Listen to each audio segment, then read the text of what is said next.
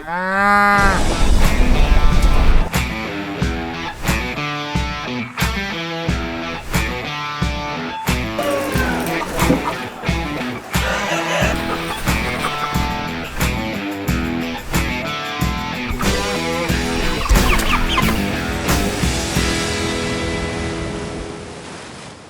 that's why we got a truck.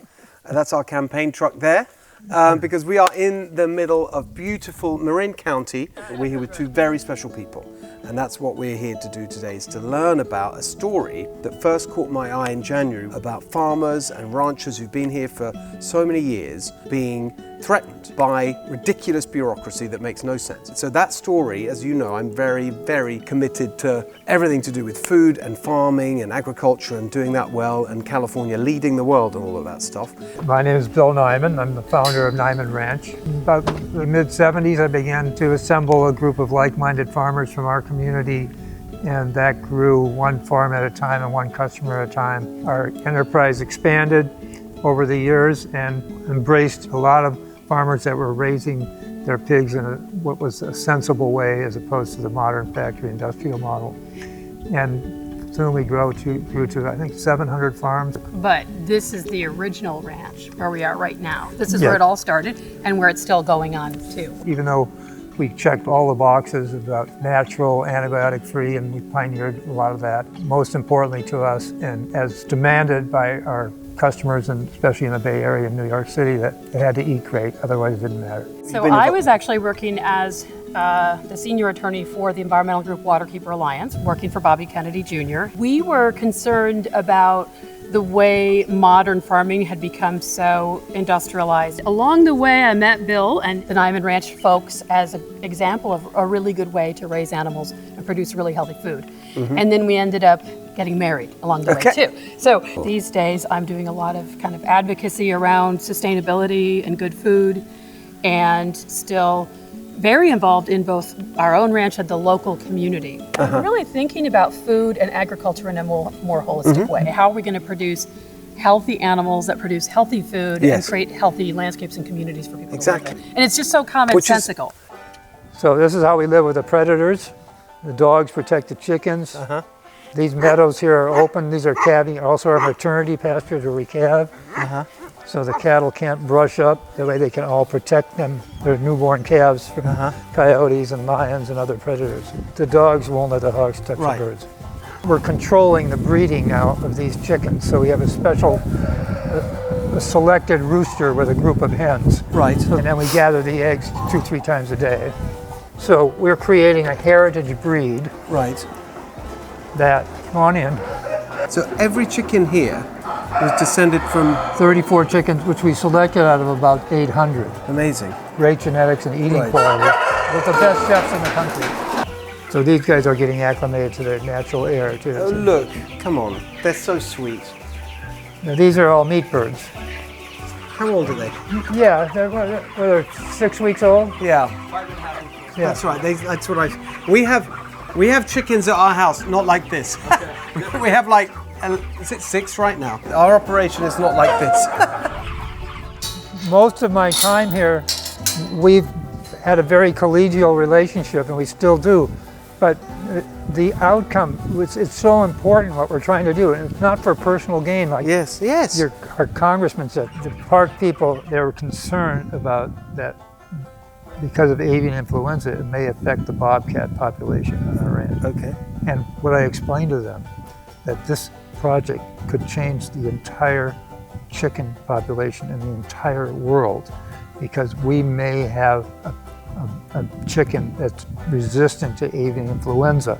Because we're not using the kind of mainstream industrial produced, similar genetically produced chicken. We have a very different breed. We're creating a completely new breed.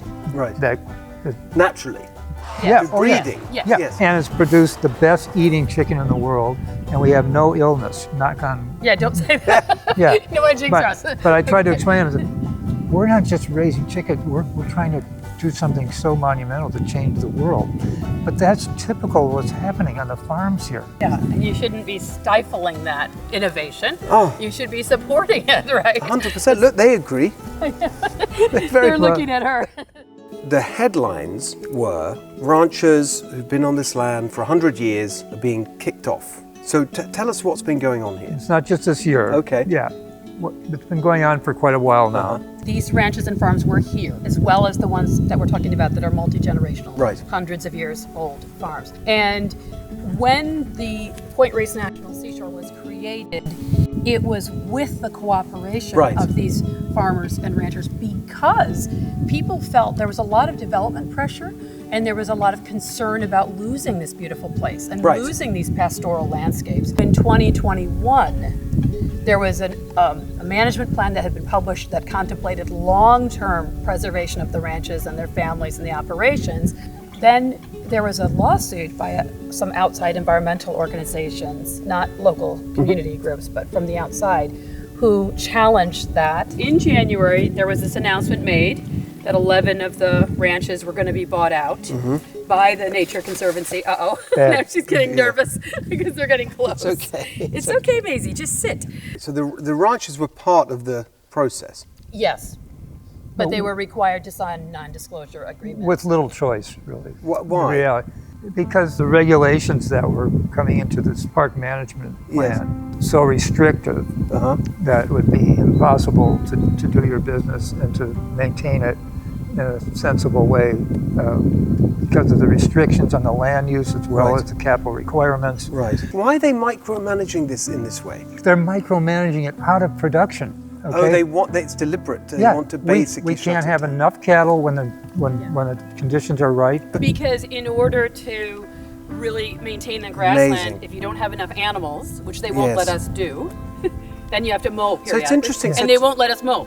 It's such a great example of something I say all the time. They just don't trust people, and they assume that people will do the worst, and they make all these rules, assuming that everyone's got bad intentions and can't be trusted, and only we know how things should be.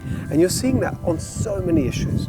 It's the most ridiculous thing for the managing the soil and the well-being and the productivity. That's a metric that's created in Washington. Someone is sitting behind a desk. They're not out here looking at the conditions It's or making crazy. any It's decisions like- having to do with anything that's happening here. It has to be intentional because they know the impact of the restriction. I have told them over and over repeatedly about that. And year after year, the restrictions get heavier. The numbers go lower of what we're allowed to have. It's about the visuals. They think of their constituency Right. as 2 million visitors. Right. It's not 10, 12 ranchers. I understand. Okay. Yeah. So they always talk about the visuals. You can't do this, you can't do Right. that. That's another reason that they often deny us things that we want to try to do in management of the land. They'll say, well, that doesn't look good. Whatever the, To the the thing is. Right. And what's been happening more and more is that a lot of environmental groups are increasingly also animal rights organizations. Okay. And so there's a kind of anti-animal agriculture agenda. Right. Of whatever that has- kind. Right. It doesn't matter how well you're doing it. It was kind of a cloaked in an environmental ideology that we're kind of focus on the worst offenses, but these are much more kind of providing food for the local and regional food shed and people that are family owned and operated, and they're running their own farms and they're making a living from it. This is exactly the kind of food people want. So the animal rights agenda, which was really driving that, really became, I think, kind of laid bare. Right. And it was soundly rejected, and people said, no, we actually want to have animal farming in our community, and we want to have this kind of animal Got it. farming. And the land needs to stay in agriculture. Right. Bring in new generation of ranchers. Yes, bring exactly. in people who were really excited and enthusiastic about regenerative farming, right? Yeah. That do And not have access to large pieces of land anymore because Yeah, people yeah. desperately need access to land. New age farmers. I love it. That's my vision of all of this, that California is a world leader in this. Absolutely. And we should be demonstrating it and bringing people to see it. I just love being on farms for whatever reason. I just think it's a wonderful thing. Our farmers are amazing. It's so great to see a different aspect of agriculture in California. And we're leading on farming in so many different ways. I just want us to be actively supporting all of this, and as governor, that's what I want to do, supporting it so that it grows and flourishes and brings great things to our state and to the world. And instead, we've got a government that's kind of crushing it, as we've been hearing. That's ridiculous. These people just are so clueless. It's so frustrating, but the good news is we can turn it around and make things better.